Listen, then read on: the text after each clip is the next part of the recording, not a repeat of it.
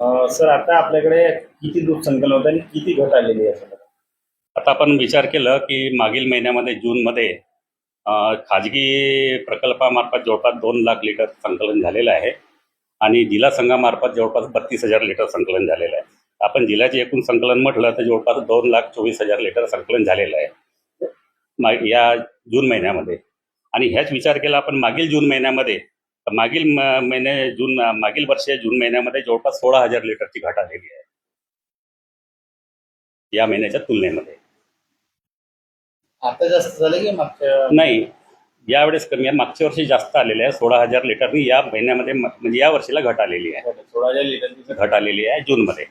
याचं मुख्य कारण काय सर? याचं मुख्य कारण म्हटलं म्हणजे थोडंसं क्वालिटीमध्ये दूध येऊन राहिलेलं आहे. कमी प्रतीय दूध होतं ते कमी झालेलं आहे.